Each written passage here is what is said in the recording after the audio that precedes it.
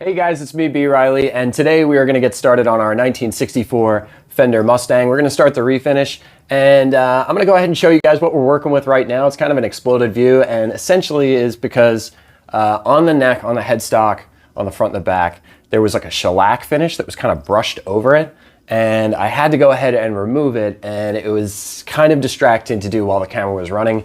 You had to listen to these really small cracking sounds while you were breaking the finish away, essentially delaminating it with a frozen coffee cup and kind of going back and forth with a razor knife. So at this point, the neck is actually prepped and ready to go. So we're going to be focusing on what this video is, basically just a real quick run through of giving it a quick refinish and doing a three-stage refinish in which we're doing a base coat, wet sanding it, we're doing a base white, an Olympic white undercoat, because it's a Mustang, it should have that undercoat, that white undercoat on either the blue or the red. And then we're going to be doing the Dakota Red up on top of that. We're going to be using our Gracie's stuff that we get from Madison's Music Online. So let's go ahead and get to it before Jameson gets madder, because he's biting the hell out of me right now. Okay, so just a couple quick tips on these little thimbles right here. If you go online, you'll find a lot of people talking about putting a soldering iron in there and everything like that. Before you feel the need to go so far, take a pair of pliers, not needle nose pliers, something with a broad face, and just gently put it over the top of it and give it a twist to see if it'll break loose, because these thimbles had never been removed. It's obvious from the scoring that we see on the left side here and on the right side and the remnants of the finish around the base of the circle that when this guitar was stripped and refinished before, obviously those thimbles were left in place. We've still got the original Dakota Red and the white and clear base coats there that you can see. Give it a try, just a real light turn. You don't want to deform the thimble by putting too much pressure on it with channel locks or anything like that, but just a simple pair of pliers and a little bit of a twist and just kind of work it out back and forth.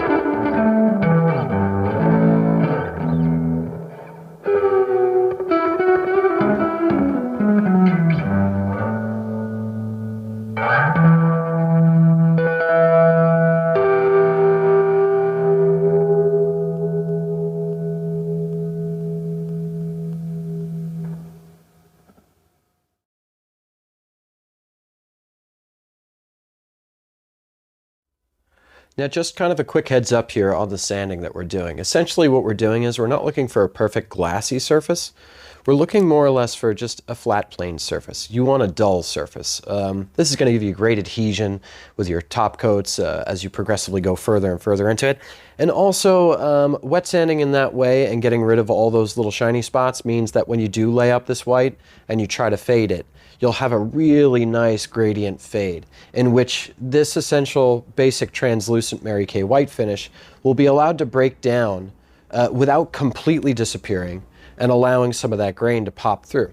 So essentially we've got our clear, we've got our Mary Kay white, and then right here we've got our aged Olympic white over the Mary Kay.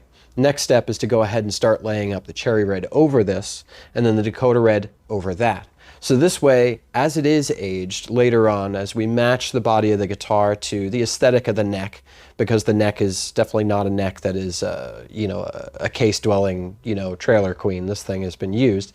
So this way, when we're aging it later on, we get a really great match between the neck and between the body, where you have that spurt of white that comes up on these old Mustangs when the top coat fails and then breaks down to the clear. Hopefully we can get some checking to work out really great on this too. Because we have multiple layers of this Gracie's, this stuff really kicks off hard and will give you a great checking with almost minimal effort at all. So once we're wrapped up, we'll throw it in the freezer, take it back out, do that 2 or 3 times, and we'll have all of our checking after we've done all of our wet sanding and buffing. So this way the checks don't have any smooth off edges, they just look like they have naturally occurred.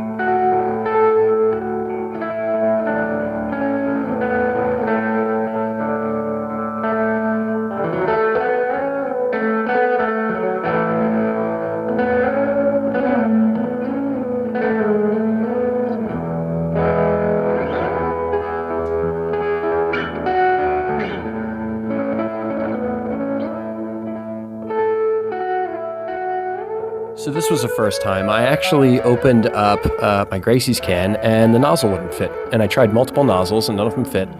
And it looked like something was wrong in the manufacturer. I'm applying like a lot of pressure right here. And just the last second after doing this for like a half hour, it actually kicked out a drop of red. So this is me trying to see if we can use this Dakota Red, even though it's not working properly. Can's really fighting me. It was sputtering. The trigger wouldn't turn off. It was, you know, dousing my hands in red paint. But I also knew that we were to the point where we were up to 1500 grit and the imperfections on the surface were so minimal that really all we needed was a very, very thin layer of this. So I was fine with, you know, kind of just getting as much material on there as evenly as I could, as well as I could. But also knowing that I would have to wet sand this to get the final result because there will be some texturing as it wouldn't lay out a wet coat. By the end, it was literally just spitting a mist, and it was really fighting me on there. But we got it done, so that's not too bad, and that's great because, you know, I always feel terrible about wasting paint, you know, just because of a nozzle or something. So that's going to be our video for this week. I know we're not going into like the 15 or 20 minute range, but this seems like a really good place to have a perforated edge in which we can break away from the work, allow some of the lacquer to kick off, some more of those solvents to really evaporate off so that we get a good flat surface, and then go into wet sand and start bringing this thing around.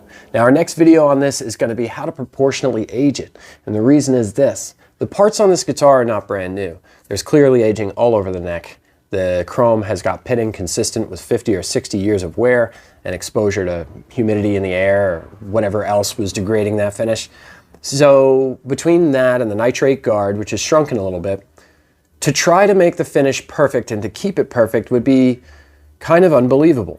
like as if you were looking at a car in the junkyard and all of a sudden one door were gleaming. It just doesn't look right. It doesn't look even. It's a bit, it breaks your immersion. So what we're going to do with this is and I know relicking is a hot button topic, but if you're here, then you're obviously a person who understands that sometimes that's the way to go. We're going to age it slightly, and we're going to do it in such a way so that the guitar all matches as a concept together. That essentially it looks like something that's been played really well, but also been cared for. A little bit of checking, a little bit of wear around the top half of the edge, or where the guitar sits on your leg when you're sitting down, or maybe around the belt area. But essentially what we're doing is we're only going to be aging it to such an extent that it looks very convincing together. That once again the guitar looks as a whole instead of looking like some sort of parts caster that was thrown together in 1972. Anyway, that's what we're going to be working on in the next video. Hope you guys dug this one. I was trying to go a little dialogue light on this. I just wasn't feeling talkative this week, and I figured, let's jump in here and there, but at the same time, just allow the dance to happen on the video and just allow all the wet sanding and the paint to do the talking for you. Anyway, if you guys have any questions, put them down in the comments section. I always love reading those, and I greatly appreciate any words of wisdom and or encouragement. Lord knows I could use both of those things. You guys have a wonderful afternoon. Enjoy your day. Turn up, get louder than hell, and I will see you guys out there and on stages. Have a beautiful afternoon.